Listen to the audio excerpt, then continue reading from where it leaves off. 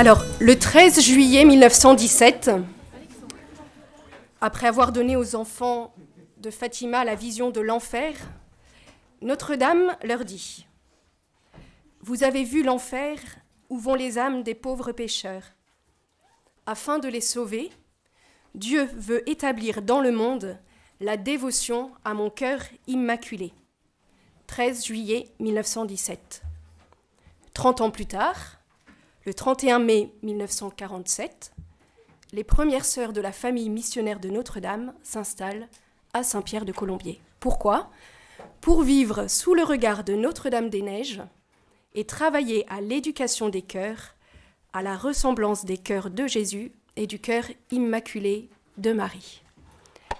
Alors vous voyez, le cœur immaculé de Marie, Notre-Dame-des-Neiges, et bien voici deux dévotions qui sont intimement liées, que Dieu a voulu pour notre temps. Pourquoi ? Eh bien, c'est cette question que nous allons essayer de traiter au cours de ce petit enseignement. Alors nous allons d'abord voir en quoi ces deux dévotions se rejoignent, ce qu'elles nous apportent, et puis nous verrons deux aspects fondamentaux de cette dévotion à Notre-Dame-des-Neiges, à son cœur immaculé. La première, celle du combat olympique de la pureté, selon les termes chers à nos fondateurs, et ensuite celui de la spiritualité de la cordée, ou comment aller à Jésus par Marie, si on veut le dire avec Saint Louis-Marie. Alors d'abord, en quoi ces deux dévotions se rejoignent-elles ? D'où viennent-elles ? Et que nous enseignent-elles ? Alors s'agissant de la dévotion au cœur immaculé de Marie, comme toutes les dévotions, elle trouve son fondement dans l'écriture et dans la tradition. On peut penser par exemple aux paroles rapportées par saint Luc dans son évangile. Marie retenait tous ces événements et les méditait dans son cœur. Luc 2, 19. Ou aussi, selon les paroles du vieillard Siméon, « Et toi, ton âme, ou ton cœur, sera traversé d'un glaive. Ainsi seront dévoilées les pensées qui viennent du cœur d'un grand nombre. » Donc on voit, le cœur de Marie est déjà bien présent dans l'Écriture. Ensuite, dans le développement de cette dévotion, on peut considérer que saint Jean Eudes va être l'un des pionniers. Il est le premier, par exemple, à proposer dès le milieu du XVIIe siècle une dévotion spéciale au cœur de Marie, en insistant sur le fait que le cœur de Jésus et le cœur de Marie sont à jamais et intimement unis. Et on lui doit par exemple 2 congrégations dédiées au cœur de Jésus et de Marie, et puis plusieurs prières au cœur de Marie, comme au cœur sacré de Marie, toujours vierge et immaculée. Enfin, il y a plusieurs prières. Voilà. Et cette dévotion introduite donc par saint Jean Eudes, plus profondément, eh ben, la Vierge Marie elle-même semble le confirmer en demandant à sainte Catherine Labouré, donc en 1830 à la rue du Bac, de faire frapper une médaille au revers de laquelle devront figurer les 2 cœurs de Jésus et de Marie, donc l'un entouré d'épines, celui de Jésus, et l'autre transpercé d'un glaive, le sien. Mais il faut dire que la dévotion au cœur immaculé de Marie ne va vraiment se répandre qu'à partir des apparitions de Fatima, donc en 1917. C'est durant ces apparitions que Notre-Dame enseigne expressément que Dieu veut établir dans le monde la dévotion à son cœur immaculé. Et en effet, dès le 13 juin 1917, Notre-Dame précise à Lucie, elle est enfant à ce moment-là, « Jésus veut se servir de toi afin de me faire connaître et de me faire aimer. Il veut établir dans le monde la dévotion à mon cœur immaculé. » Et les enfants voient à ce moment-là, devant la paume de la main droite de Notre-Dame, un cœur entouré d'épines qui semblaient s'y enfoncer. Et nous avons compris, dit sœur Lucie, que c'était le cœur immaculé de Marie, outragé par les péchés de l'humanité et qui demandait réparation. De ces apparitions s'en sont suivies plusieurs consécrations du monde, et en particulier de la Russie au cœur immaculé de Marie, donc en particulier en 1942 par Pie XII, puis en 1964 par Paul VI, en 1982 puis en 1984 avec tous les évêques du monde par Jean-Paul II, en 2013 puis en 2022, donc cette année par le pape François. Et on peut noter aussi que Benoît XVI a quant à lui consacré tous les prêtres au cœur immaculé de Marie en 2010.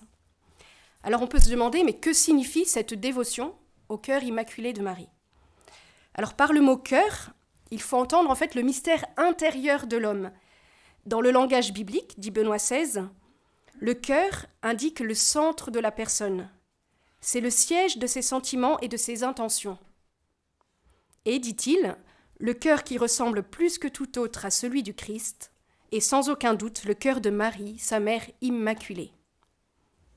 Alors, par le terme « immaculé », eh bien, on souligne que le cœur de Marie est sans tache, il est pur, il est sans mélange. Voyez ?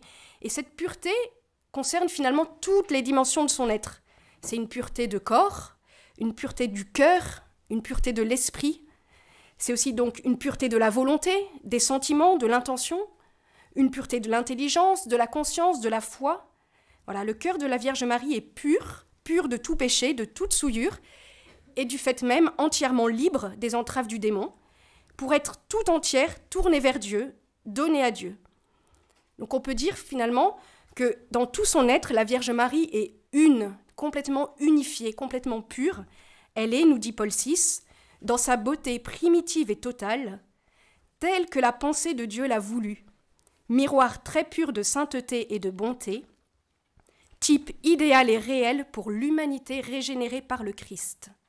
Voilà. Et pour connaître un petit peu plus ce que représente ce cœur immaculé de Marie, on peut prendre la préface de la messe du cœur immaculé de Marie, qui donne différents attributs de ce cœur.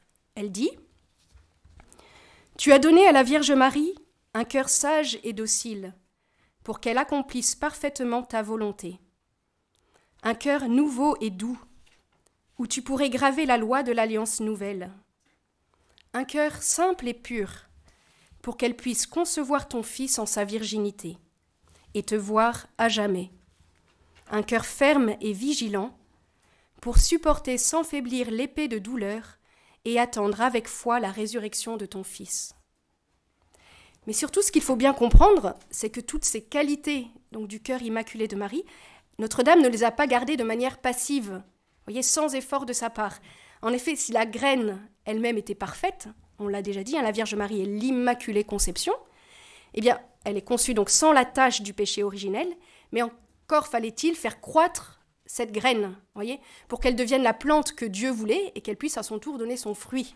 Voilà. Et c'est ce que la Vierge Marie s'est appliquée à faire à chaque instant de sa vie, en correspondant, instant après instant, à la grâce. Et elle a vécu, comme nous, de la foi, de l'espérance et de la charité. Et en cela, nous allons pouvoir la prendre pour modèle. Et mieux encore, en fait, nous allons pouvoir nous laisser modeler par elle, pour être comme elle et par elle, conformés au Christ. Et finalement, c'est tout le sens de la consécration au cœur immaculé de Marie, que saint Louis-Marie Grignon de Montfort nous a révélé avec son traité de la vraie dévotion. Et il écrit par exemple « Toute notre perfection consistant à être conforme, unie et consacrée à Jésus-Christ, la plus parfaite de toutes les dévotions est, sans difficulté, celle qui nous conforme, unit et consacre le plus parfaitement à Jésus-Christ.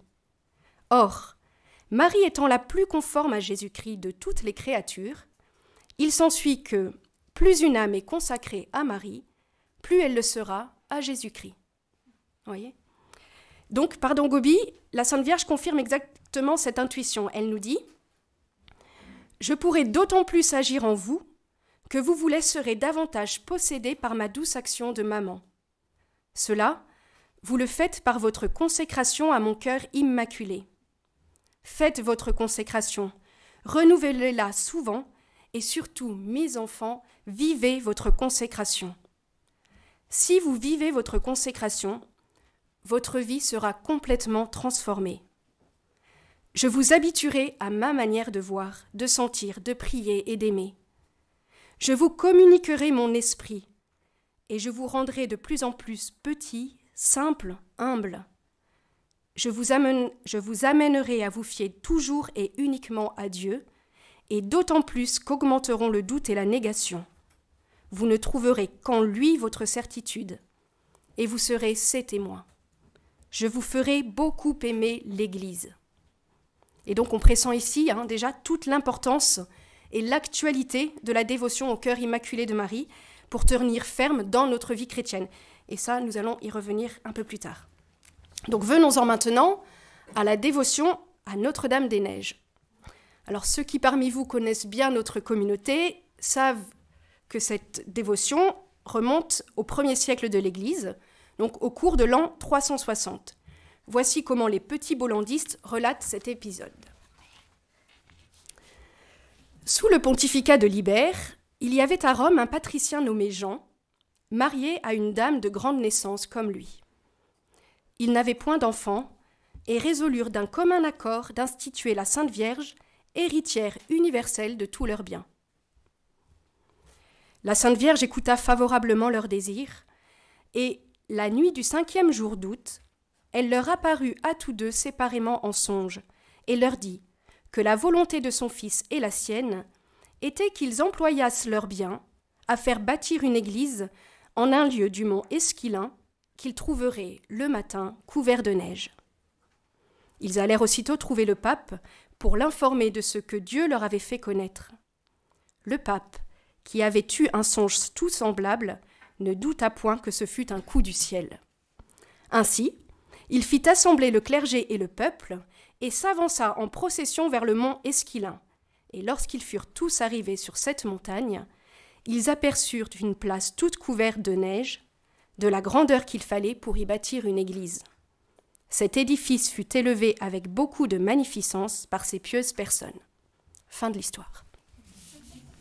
Et donc, en souvenir de cette neige miraculeuse tombée un 5 août à Rome, la Sainte Vierge y a été déjà invoquée sous le titre de Notre-Dame des Neiges.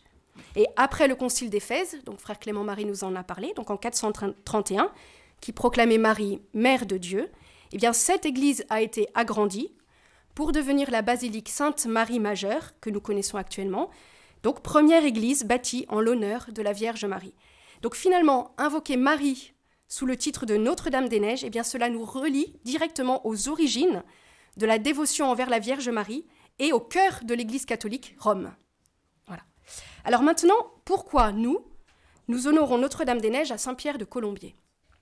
Eh bien, c'est essentiellement grâce à notre père fondateur, le père Lucien-Marie d'Orne, qui avait appris à aimer Notre-Dame des Neiges dès sa jeunesse, notamment à travers le scoutisme.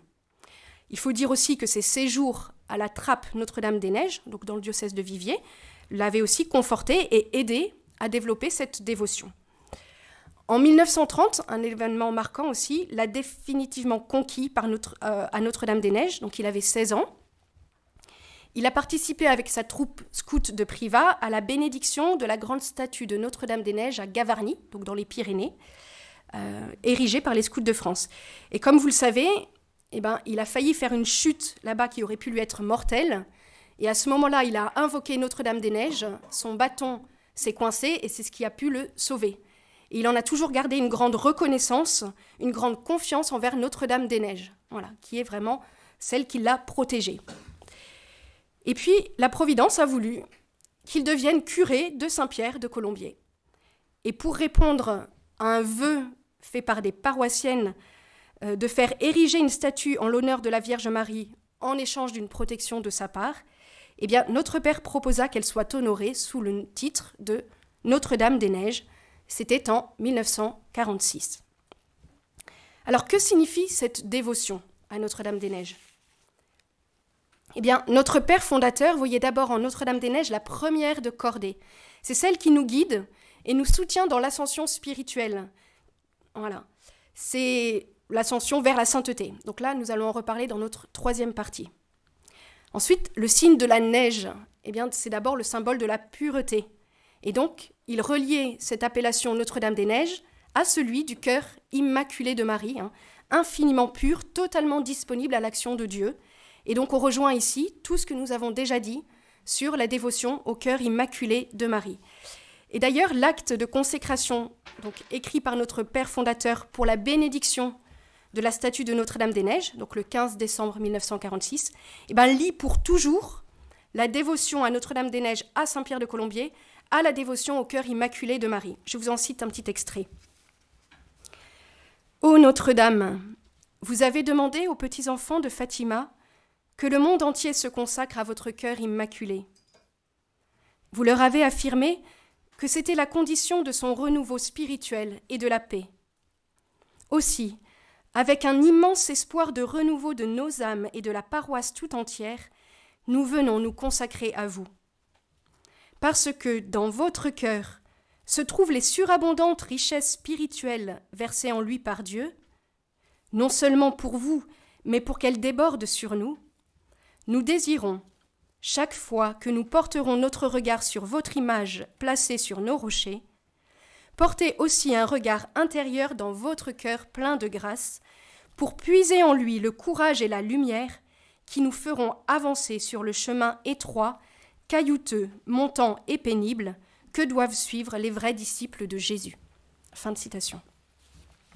Donc, Notre-Dame-des-Neiges, cœur immaculé de Marie. Mais la neige a aussi comme propriété de réfléchir toute la lumière du soleil. Cette lumière, elle ne vient pas d'elle, voilà, mais de cette lumière, elle ne retient rien. Elle nous donne tout. Et il en est de même de la Vierge Marie, voilà, comblée de grâce par Dieu, qui reçoit tout de Dieu, mais qui nous le donne. Donc elle est aussi notre canal, notre médiatrice de grâce. Et cette image de la neige qui réfléchit toute la lumière du soleil n'est pas sans rappeler aussi la vision de la femme revêtue du soleil de l'Apocalypse, donc Apocalypse 12. Autre caractéristique, la neige recouvre en un instant un paysage qui peut être sale et laid pour lui donner une beauté extraordinaire. Et c'est pourquoi nous pouvons chanter à Notre-Dame-des-Neiges « Ta beauté toujours nous protège contre la laideur du mal ». Donc Notre-Dame-des-Neiges, c'est aussi notre refuge, voyez, contre les attaques du mal et du malin. Et elle nous dit aussi, donc c'est toujours c'est Notre-Dame par l'intermédiaire de Don Gobi qui nous dit d'ailleurs, dans le grand désert où vous vivez, dans la mer immense d'impureté qui recouvre ce monde possédé par le mauvais, de blancs flocons de neige descendent de mon cœur immaculé sur vous, fils qui m'êtes consacrés, pour que vous puissiez diffuser partout mon parfum de ciel. Voyez, donc la beauté de la Vierge Marie.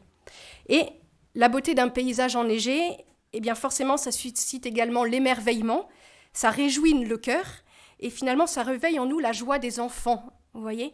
Eh bien, avec Notre-Dame-des-Neiges, on peut trouver aussi un guide sûr dans la voie de l'enfance spirituelle. Enfin, dernier aspect de la neige que je veux développer, c'est celui du silence. C'est vrai que quand il y a un paysage de neige, ça nous enveloppe d'un apaisant silence. Eh bien, Notre-Dame-des-Neiges, c'est aussi Notre-Dame de la prière, vous voyez, Notre-Dame du recueillement, de la vie intérieure. Rappelons-nous l'Évangile. Marie retenait tous ces événements, elle les méditait dans son cœur. Eh bien, disait Paul VI, que renaisse en nous l'estime du silence, cette admirable et indispensable condition de l'esprit, en nous qui sommes assaillis par tant de clameurs, de fracas et de cris dans notre vie moderne, bruyante et hypersensibilisée. Ô silence de Nazareth, enseigne-nous le recueillement, l'intériorité, la disposition à écouter les bonnes inspirations et les paroles des vrais maîtres. Enseigne-nous le besoin et la valeur des préparations, de l'étude, de la méditation, de la vie personnelle et intérieure, de la prière que Dieu seul voit dans le secret. Ce sont là vraiment en fait les dispositions du cœur immaculé de Marie, de Notre-Dame-des-Neiges, et elle pourra nous les enseigner.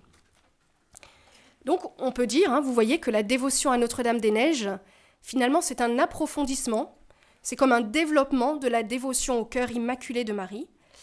Et qu'est-ce que ça apporte de plus ?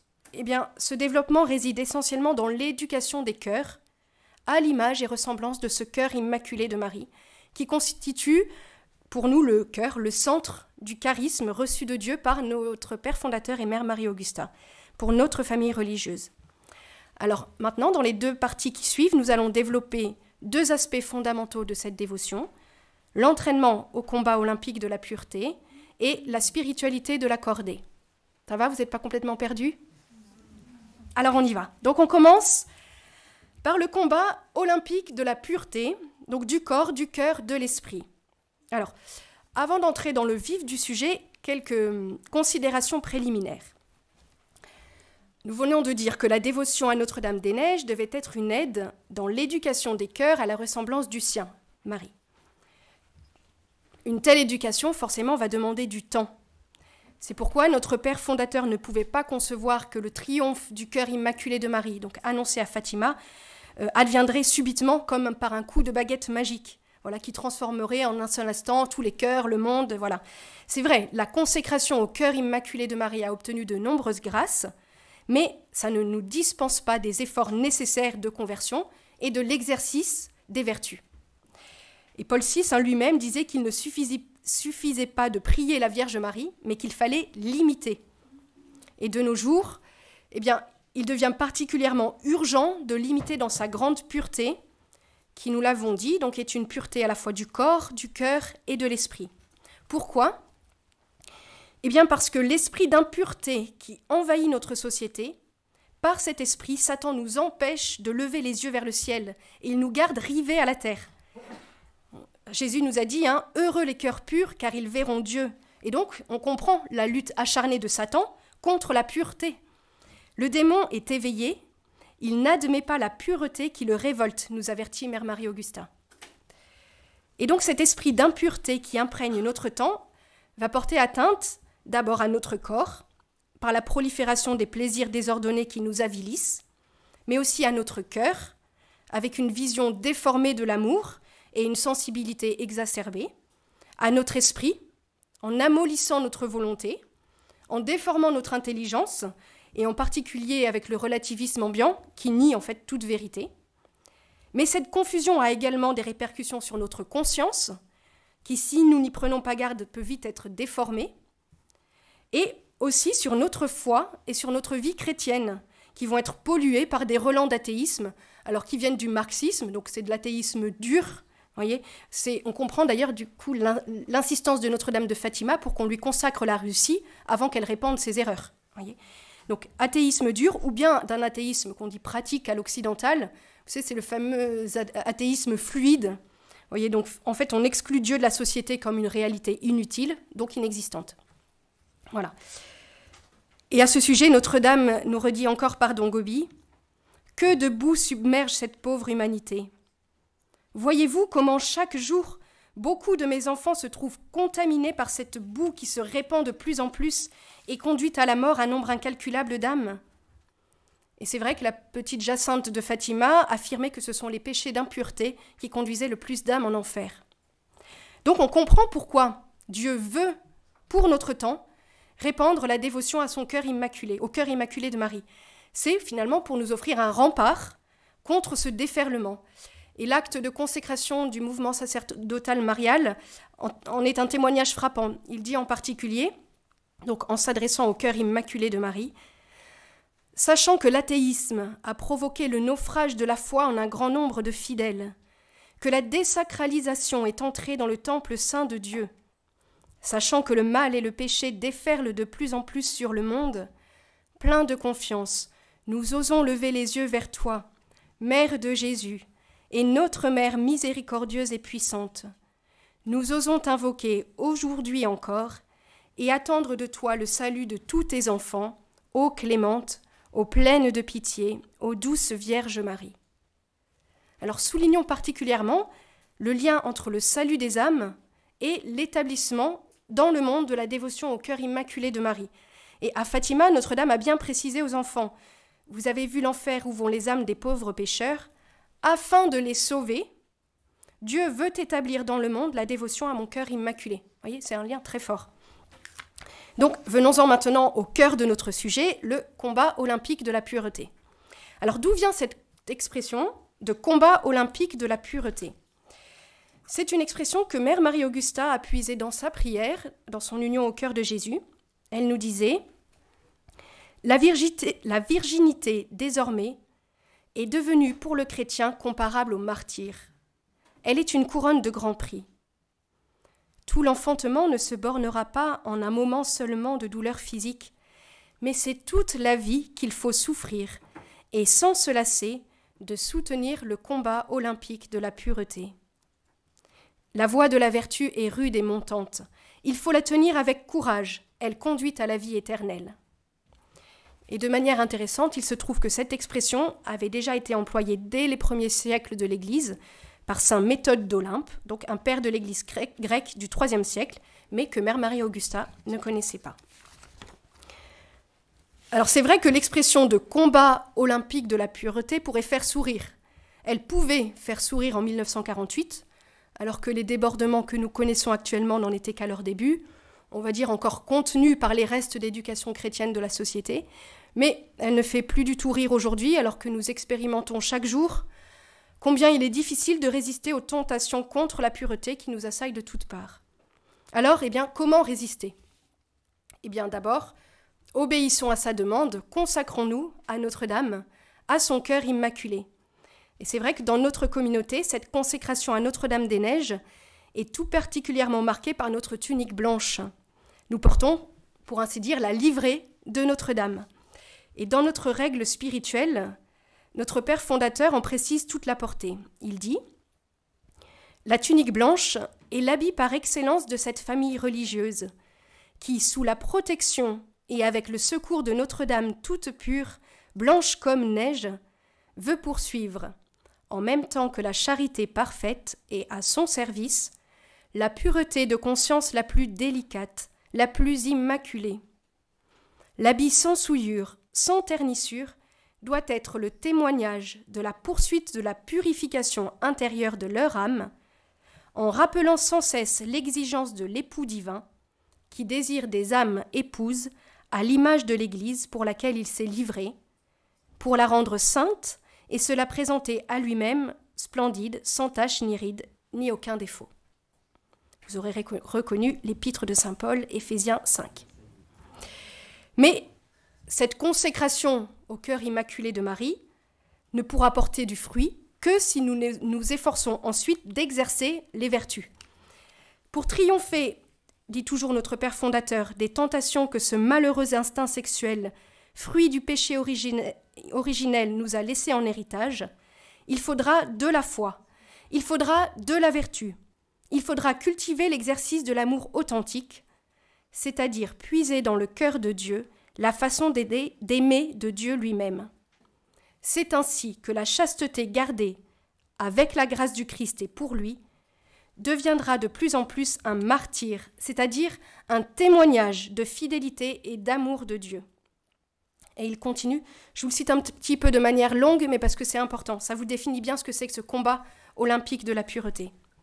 Donc il dit, « Chaque fois que le chrétien est tenté contre une vertu, et qu'il résiste par attachement au Christ, il est témoin. C'est le sens propre de ce mot martyr.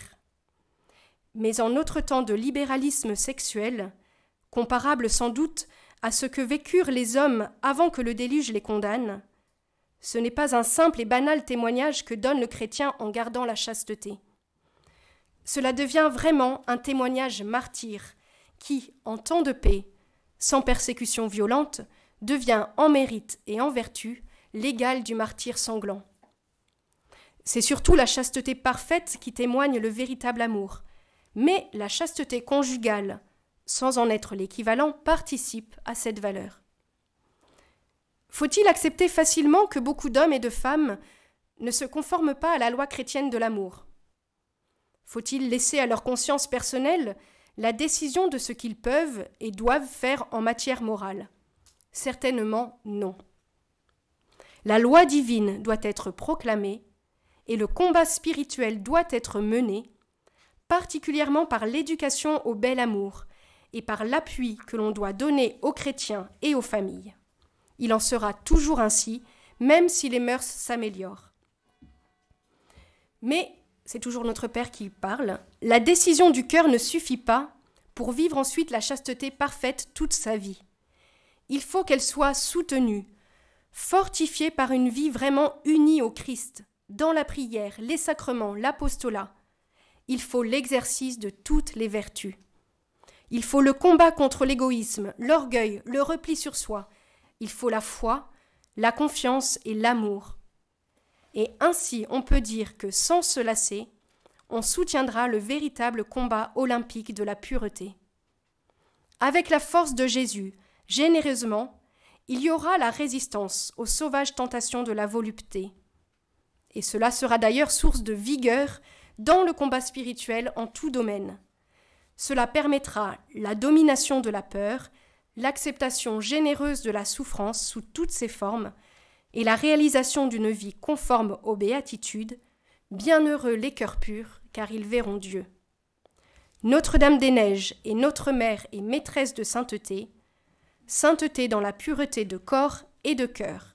Avec le grand secours de l'Immaculée, nous voulons être des apôtres de la chasteté. Fin de citation. Donc vous l'avez compris, il faut l'exercice des vertus, mais celui-ci ne pourra être soutenu que par une vie d'union intime avec notre Seigneur. Et donc, grâce à Notre-Dame-des-Neiges, développons la vie intérieure, la vie de l'amour, le goût du beau, de la perfection, de la pureté d'esprit, de cœur, de corps, selon l'intuition de notre Père fondateur et de Mère Marie-Augusta. Comment le ferons-nous ? En particulier, par notre fidélité au commandement de Dieu, ce qui va nous garder dans la pureté du cœur et par conséquent dans la pureté de la foi. Les deux sont liés. On ne dirait pas comme ça, mais en fait, Notre-Dame nous confirme ce lien entre la pureté du cœur et la pureté de la foi. Elle nous dit « Je vous veux pur d'esprit, de cœur et de corps. Seul celui qui est chaste d'esprit peut encore se garder intègre et fort dans la foi. Ainsi donc, vous, marchez sur les routes de ce monde corrompu, pour ne diffuser que ma lumière céleste, et aux nombreuses âmes qui chaque jour sont séduites par l'erreur, donnez le bon exemple en demeurant ferme dans la vérité de la foi. » Et à ce titre, Notre-Dame-des-Neiges pourra encore nous aider dans le combat pour garder la pureté de notre foi, toute son intégrité face aux nouvelles hérésies, et elles sont nombreuses. Et vous l'avez déjà entendu, on l'a dit, victorieuse de toutes les hérésies. Et donc on lui confère aussi le titre de rempart de la foi. Et une hymne très belle qui nous aide dans ce sens, c'est l'hymne acatiste à la Mère de Dieu. Et il y a des expressions qui disent, donc, en chantant à la Vierge Marie, « Réjouis-toi, inébranlable soutien de notre foi. Réjouis-toi en qui les idoles païennes sont renversées. Réjouis-toi en qui s'éteint l'idolâtrie du feu païen. Réjouis-toi, tu foules aux pieds le maître du mensonge. Réjouis-toi, tu démasques les pièges des idoles, etc. » Il y en avait d'autres, mais je ne pouvais pas toutes les prendre. Voilà. Mais déjà, ça nous donne du courage dans la puissance de son intercession. Voilà. Et donc, dernier aspect de ce combat olympique de la pureté, c'est aussi le combat pour rester disponible pour Dieu. Parce que Notre-Dame-des-Neiges pourra nous aider à vivre comme elle, son ecce ad omnia. Nous avons dit que la pureté du cœur de Marie lui permettait d'être tout entière tournée vers Dieu, sans détour, et on peut lui appliquer à merveille la devise de Saint Michel Garicoïtz qui disait « Me voici sans retard, sans réserve, sans retour, par amour pour la volonté de Dieu. » Voyez ? Et Mère Marie-Augusta nous disait « Le chemin de sainteté réside dans l'ecce ». Donc dans l'ecce ad omnia, c'est-à-dire le « me voici pour tout » de la Vierge Marie à l'Annonciation. Et cet ecce va nous permettre de mourir à nous-mêmes pour vivre de Jésus et pour lui. Donc avec l'aide de Notre-Dame-des-Neiges, nous pourrons acquérir nous aussi cette disposition d'âme et accueillir la volonté de Dieu sur nous, quelle qu'elle soit. Donc pour conclure cette grande partie sur le combat olympique de la pureté, donc vous avez vu que c'était vraiment un remède pour notre temps, pour lutter contre l'esprit d'impureté et de confusion, les deux vont ensemble, qui envahit aussi bien le domaine charnel que spirituel. Et grâce à l'aide du cœur immaculé de Marie, nous pourrons mener ce combat olympique de la pureté. Alors maintenant, il nous reste à souligner le rôle de Notre-Dame-des-Neiges comme première de cordée. Nous allons le faire de manière un peu plus brève. Donc, troisième partie, si vous êtes prêts, Notre-Dame-des-Neiges, première de cordée, ou à Jésus par Marie. Voilà. Alors, ce rôle de première de cordée souligne tout particulièrement l'action maternelle et éducatrice de la Vierge Marie, Notre-Dame-des-Neiges. En fait, il ne s'agit pas de faire une ascension. Vous voyez, donc la première de cordée, c'est celle qui est à la tête d'une cordée dans laquelle on s'accroche pour faire une ascension d'une montagne. Donc, il ne s'agit pas pour nous de faire une ascension qui soit individualiste. Il ne s'agit pas de battre des records, mais de monter, justement, attachés les uns aux autres et à la première de cordée, donc Notre-Dame-des-Neiges, pour monter la montagne qu'est le Christ, la montagne de la sainteté. Et donc, nous devons lui faire confiance et nous laisser guider par elle, pas à pas. Alors on sait que la haute montagne demande de l'énergie, de l'endurance, de la maîtrise de soi. Eh bien, si nous ne lâchons pas la corde de la cordée, nous sommes sûrs d'arriver au but, aidés par le cœur maternel de Notre-Dame-des-Neiges. Et dans notre règle spirituelle, notre Père fondateur précisait « Pour réaliser leur vocation de montée spirituelle, de sanctification et de réparation, c'est Notre-Dame immaculée, blanche comme la neige, qui est leur guide et leur soutien. dans le cœur immaculé de Marie, ils pourront puiser sans cesse des grâces de conversion, de purification, de ferveur à l'égard de Jésus.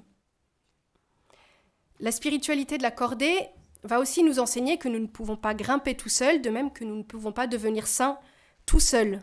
Pour cela, il faut grimper en cordée, c'est-à-dire en Église, en étant unis les uns aux autres dans le corps du Christ, dont lui-même, le Christ, est la tête. Car vous le savez, toute sainteté vient de lui, Jésus. Eh bien, la Vierge Marie, comme première de cordée, mais aussi comme mère de l'Église, nous aidera à aimer l'Église, à lui rester attachés et à la servir. Voilà, c'est important pour notre temps. Donc, ça vous montre un peu comment, dans notre ascension spirituelle, eh bien, Notre-Dame-des-Neiges marche devant. Mais plus encore, nous pouvons dire que nous pouvons trouver refuge en elle, dans son cœur. Et c'est vrai qu'à Lucie de Fatima, elle avait fait cette promesse « Mon cœur immaculé sera ton refuge et le chemin qui te conduira jusqu'à Dieu. » Et Notre-Dame-des-Neiges redisait aussi par Don Gobi que son cœur immaculé est le refuge que la Maman du ciel a préparé pour nous. Là, dit-elle, vous serez à l'abri de tout danger, et au moment de la tempête, vous y trouverez votre paix. Là, vous serez formés selon le plan que m'a confié le cœur de mon Fils Jésus. Ainsi, j'aiderai chacun de vous à accomplir parfaitement la seule volonté de Dieu. Là, je donnerai à vos cœurs la capacité d'amour de mon cœur immaculé, et ainsi vous serez formés au pur amour envers Dieu et envers le prochain. Là, chaque jour, je vous engendre à votre vraie vie, la vie de la grâce divine, dont mon Fils m'a comblé en prévision aussi de mon rôle de maman auprès de vous. Car le cœur de Notre-Dame-des-Neiges, son cœur immaculé, est un cœur de mère, nous l'avons vu à travers les différents enseignements.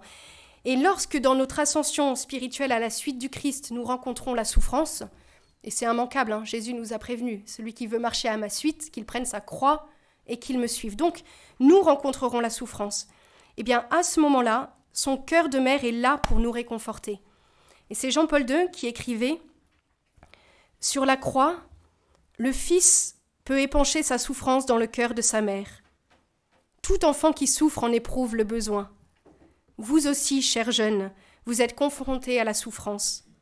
Comme à Jean au pied de la croix, Jésus vous donne à vous aussi sa mère pour qu'elle vous réconforte par sa tendresse. » Et c'est ainsi qu'on voit que la spiritualité de la cordée se teinte aussi d'un esprit de famille. Vous voyez, à notre tête, c'est pas un chef qu'on a, c'est une mère. Et du coup, eh bien, nous ne sommes plus encordés à des étrangers, mais à des frères et sœurs. Et ça change tout. Parce que la cordée, dans l'esprit de notre Père fondateur, devait être une cordée cordiale. Voilà. Donc, dans cet esprit de famille qui réconforte. Donc, pour conclure, c'est ainsi que la spiritualité de la cordée va nous conduire, selon l'esprit de Saint Louis-Marie, à Jésus par Marie. Voilà. Allez, maintenant je conclus pour de vrai.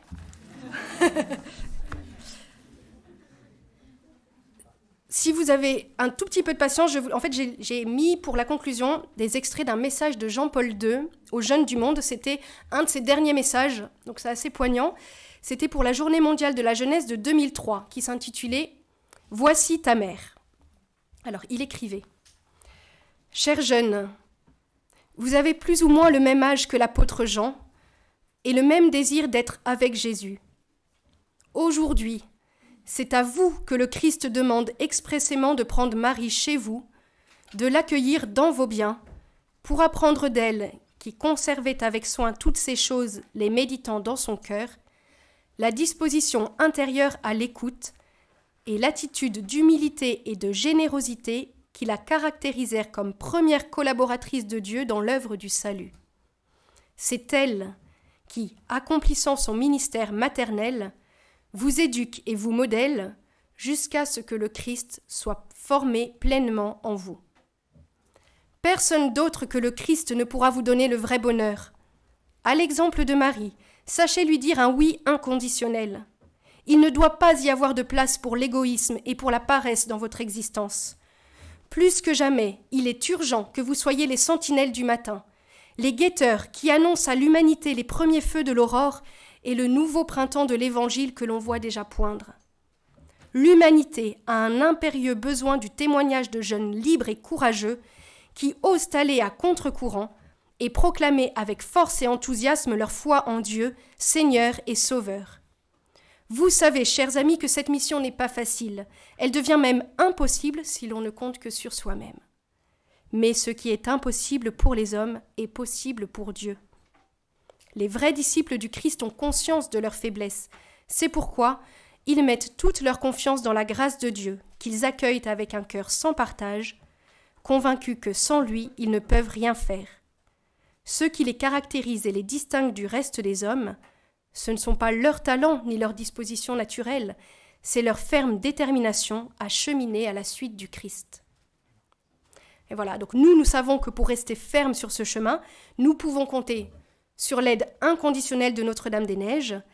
Et pour nous, disait notre Père fondateur, Marie au cœur immaculé est celle qui triomphera du mal et du malin d'une façon très évidente et glorieuse en notre temps. Elle obtiendra un grand renouveau chrétien, une nouvelle Pentecôte, après cette grave crise de l'Église et des mœurs que nous vivons. Finalement, mon cœur immaculé triomphera, a-t-elle déclaré aux enfants de Fatima. Nous sommes bien persuadés que notre famille missionnaire de Notre-Dame-des-Neiges participera, sous sa protection et avec son appui, à ce renouveau. Nous pensons que notre maison centrale de Saint-Pierre de Colombier et ses maisons à travers le monde seront des centres de dévotion et d'éducation spirituelle, des instruments que nous espérons dociles et fervents pour le cœur immaculé de Marie. Alors puisse-t-il en être ainsi, et que cela nous donne une grande confiance envers Notre-Dame-des-Neiges et suscite notre désir de renouveler souvent notre consécration à son cœur immaculé. Notre-Dame-des-Neiges, Vierge Immaculée, première de cordée, aidez-nous à monter.